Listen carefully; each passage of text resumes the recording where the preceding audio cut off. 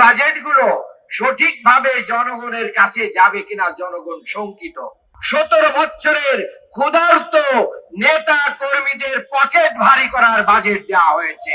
আর যে বাজেট আজকে প্রায় 10 লক্ষ কোটি টাকার কাছে বাজেট পেশ করেছেন, 9,38,000 কোটি টাকা।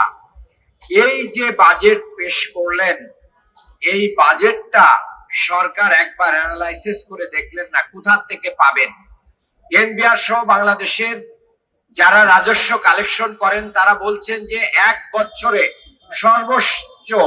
সর্বোচ্চ 4 লক্ষ কোটি টাকার বেশি রাজস্ব কালেকশন করা সম্ভব না। সরকার এখানে ঘাটতি বাজেট দেখিয়েছেন 2,43,000 কোটি টাকা, কিন্তু বিশেষজ্ঞগণ বলছেন যে না, এই ঘাটতি বাজেট হবে 5,38,000 কোটি টাকার মতন। আর বাজেটের যে চমক আছে সেখানে ফ্যামিলি কার্ড, কৃষি কার্ড থেকে শুরু করে নির্বাচনী ইশতেহারে যেগুলো বলা হয়েছে সেইগুলোতে বড় ধরনের সামাজিক সুরক্ষার নামে বাজেট দেওয়া আছে। এই বাজেটগুলো সঠিকভাবে জনগণের কাছে যাবে কিনা জনগণ শঙ্কিত। কারণ নেতারা ইতিমধ্যে কার্ড দেওয়ার নামে জনগণের কাছে চাঁদাবাজি শুরু করেছে। কার্ড দেওয়ার নামে ধর্ষণও হওয়ার সম্ভাবনা রয়েছে, ইতিমধ্যে ঘটনা কিন্তু ঘটতেছে।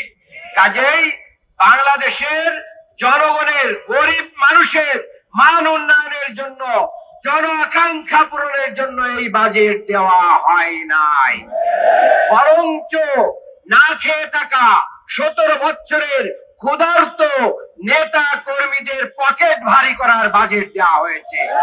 আমরা সরকারকে বলবো, তাহলে আপনারা কেমন বাজেট চান?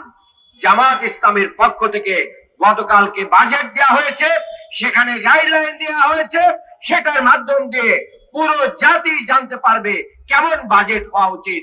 সাংবাদিকদেরকে আমরা অনুরোধ করব, আপনারা সঠিক কথা তুলে ধরুন। জনগণকে বলবো, সরকার যেন জনবান্ধব বাজেট দিতে পারে সেই ব্যাপারে আপনারাও সোচ্চার থাকবেন। একটি কথা বলে আমার বক্তব্য শেষ করছি, সেটি হচ্ছে বাজেট অনেক দেওয়া হয়, কিন্তু বাস্তবতা বিবর্জিত বাজেট হওয়ার কারণে আমরা অনেক সময় বাজেট খরচ করতে পারি না, আবার বাজেটের ব্যয় সংকলন করতে পারি না। এটা বাজেটের সবচেয়ে খারাপ দিক।